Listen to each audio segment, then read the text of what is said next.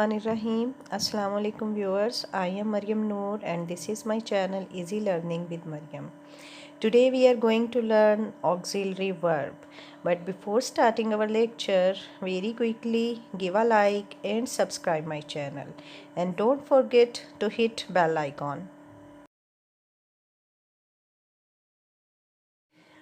Auxiliary verbs. What are auxiliary verbs? There are two types of auxiliary verbs. Number one, primary auxiliary verb. Number two, modal auxiliary verbs. Primary auxiliary verb. What is primary auxiliary verb? How many kinds of primary auxiliary verbs? There are three primary auxiliary verbs like be, have, and do. There are three primary auxiliary verbs which are be, have, and do. First of all, we need to learn forms of be. How many forms of be? It is an irregular verb having 8 different forms. It is an irregular verb having 8 different forms. In my next video, I will tell you irregular and irregular verbs, inshallah. So, how many forms of be? It is an irregular verb having 8 different forms. For example, be, is, are, am, was, were, being, and been. They are the forms of be. Use of be. What is the use of be? It is used to form continuous tense and passive voice. It is used to form continuous tense and passive voice. For example, there are two examples of it. The first one is I am talking to you. I am talking to you. Am is the form of be in the sentence, and in the next sentence he was going there. Was is the form of be in the sentence. So, what is the use of be? It is used to form continuous tense and passive voice. For example, I am talking to you, he was going there. What is the use of have? Have is the second primary auxiliary verb. So, what is the use of have? It is used to form perfect tense. It is used to form perfect tense. For example, we have done our work. We have done our work. And in the second sentence, you have made a tea. You have made a tea. It is used to form perfect tense. For example, we have done our work and you have made a tea. Well, the third primary auxiliary verb is do. What is the use of do? It is used to form present simple and past simple.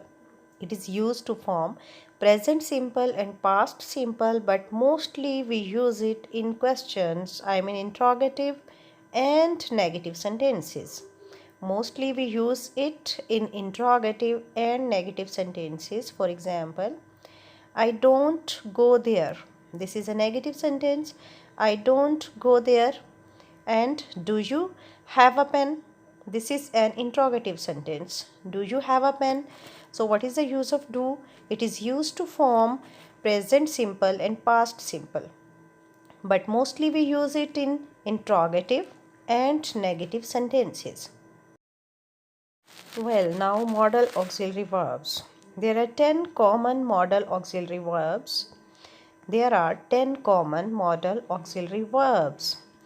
They are can, could, may, might, will, would, should, shall, must, and ought. Well, what is the use of modal auxiliary verbs? Verbs that are used to express ability, possibility, permission, request, capacity, suggestion, order, obligation, or advise are called modal auxiliary verbs. Verbs that are used to express ability, possibility, permission, request, capacity, suggestion, order, obligation, or advise are called modal auxiliary verbs. Modal auxiliary verbs always accompany the base form of another verb. Modal auxiliary verbs always accompany the base form of another verb. For example, she can go outside. What is the modal auxiliary verb in the sentence? Can is modal verb in the sentence, and another verb is go, and it is the base form. Modal auxiliary verbs always accompany the base form of another verb. What is the use of shall? Shall is a modal verb, and what is the use of shall? We use it for suggestion. We use it for suggestion, but with pronoun I and we. We use it for suggestion with pronoun I and we. For example, shall I go for a walk? There is a suggestion in the sentence. And what is the use of should? We use should to express probability. We use should to express probability. For example, she should be in her classroom. She should be in her classroom. There is a probability that she is in her classroom. We can use ought instead of should. We can use ought instead of should because they have the same meaning. Now, what is the use of may and might? They are used to express possibility. They are used to express possibility. For example, he may have gone home. He may have gone home. There is a possibility in this sentence. And may is also used for asking permission. What is the use of will? We use it to express future. We use it to express future. For example, I will write my poem.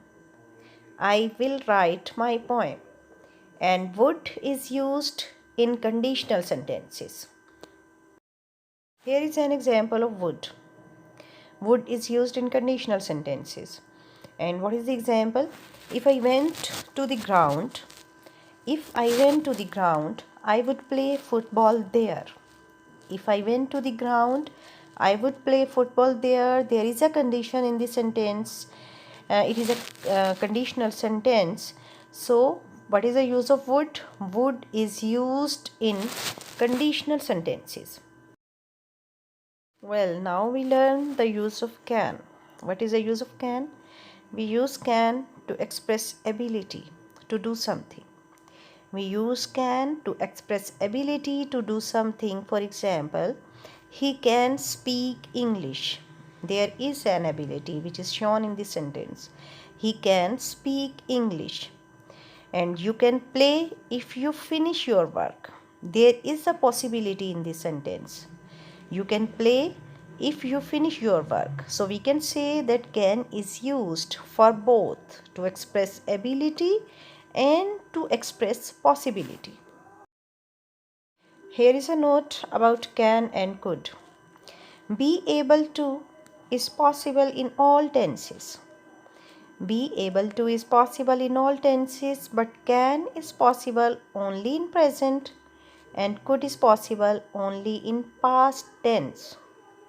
We can say that if we want to express ability, then it is possible in all tenses. But can is possible only in present and could is possible only in past tense. Well, guys, this is done now. At the end, take care of yourself and your neighbors. I'll be back soon with my new video about regular and irregular verbs. Till then, Allah Hafiz.